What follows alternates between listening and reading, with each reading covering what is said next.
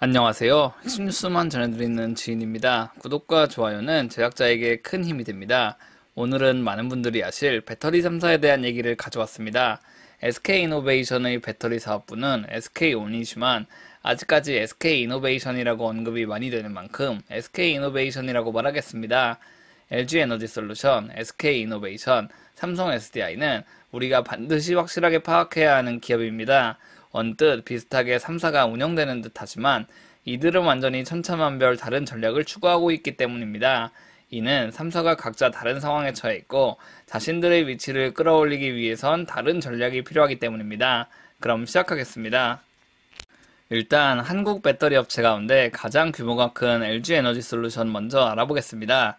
현재 LG에너지솔루션의 배터리 생산 규모는 삼성 SDI와 SK이노베이션의 설비 규모를 합친 것보다 큽니다. 즉 품질이 어떠하든 국내의 1위 배터리 업체는 명실상부 LG에너지솔루션이라는 겁니다. 그렇기 때문에 LG에너지솔루션은 앞으로도 이 같은 덩치를 더욱 키워 국내 배터리 1위 업체의 입장을 꾸준히 유지하고 싶어 합니다. 따라서 LG에너지솔루션은 대규모 배터리 공장 건설에 누구보다도 앞서고 있습니다.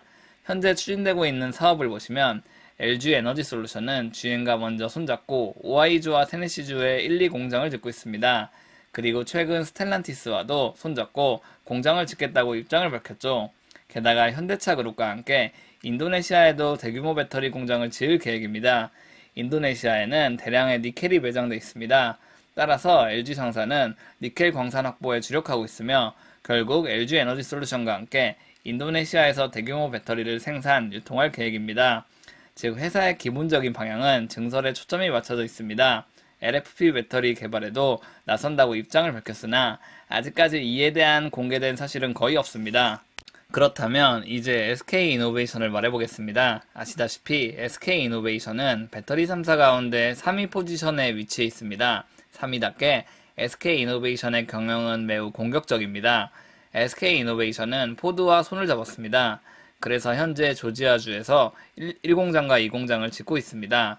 여기서 생산되는 배터리는 포드의 F150 픽업 트럭에 공급될 예정입니다. 그런데 SK이노베이션은 현재까지 추진 중이던 규모의 약 6배 규모인 120기가와트시 규모의 공장을 동시에 짓겠다고 입장을 밝혔습니다. 이는 SK이노베이션이 배터리 3사 가운데 3위이기 때문에 좀 더 급격하게 덩치를 늘려야 한다고 고민했기 때문에 나온 전략입니다. 이뿐 아니라 지동섭 대표가 LFP 배터리 개발에 집중할 의도가 있다고 말하자마자 조선미디어에서 SK이노베이션이 이미 고성능 LFP 배터리를 개발하고 있다고 언급했습니다. 이 기사에는 LFP 배터리에 대한 내용은 거의 없으나 이렇게 제목이 출고됐다는 것은 SK이노베이션 측도 어느 정도 긍정하고 있다고 볼 수 있습니다. 3위 업체답게 NCM 배터리뿐만 아니라 LFP 배터리도 빠르게 추진해 타 업체들을 따라잡겠다는 것이죠. 게다가 최근엔 미 솔리드 파워 기업과 손을 잡고 전고체 배터리를 공동 개발하겠다고 크게 언급했습니다.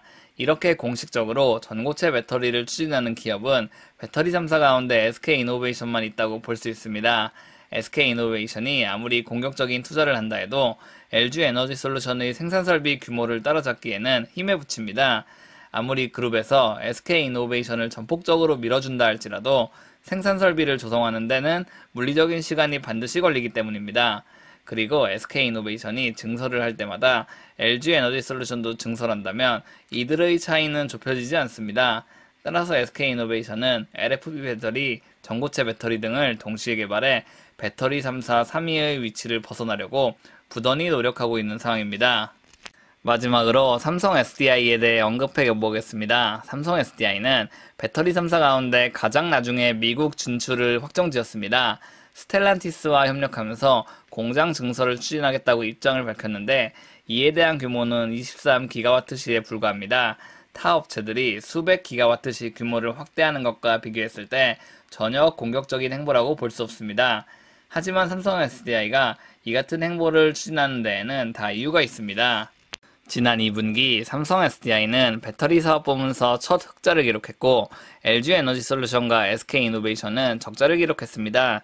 그만큼 삼성 SDI는 무작정 덩치를 키우기보다 안정적인 경영을 하고 있다고 볼 수 있습니다.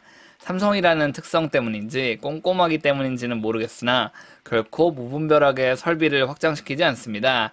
이 같은 자세는 확실히 답답하다고도 볼 수 있으나 결코 사업 확장에 실패하지 않겠다는 삼성 SDI의 의도로도 볼 수 있습니다. 이번에 미국 진출을 가장 늦게 밝힌 것도 그들의 치밀하고도 보수적인 경영에 따른 것이라고 저는 생각합니다. 오늘은 배터리 3사의 경영 스타일에 대해 알아봤습니다. 한마디로 요약해보자면 LG에너지솔루션은 규모의 경제에 집착하고 있는 모양새고 SK이노베이션은 새로운 기술을 대거 받아들여 선두 업체들을 따라잡으려고 하고 있습니다. 삼성 SDI는 최대한 보수적인 경영을 유지하고 있습니다. 제 생각엔 이미 LG화학, 삼성 SDI, SK이노베이션의 치열한 경쟁과 주가 상승은 대부분 마무리됐다고 생각합니다.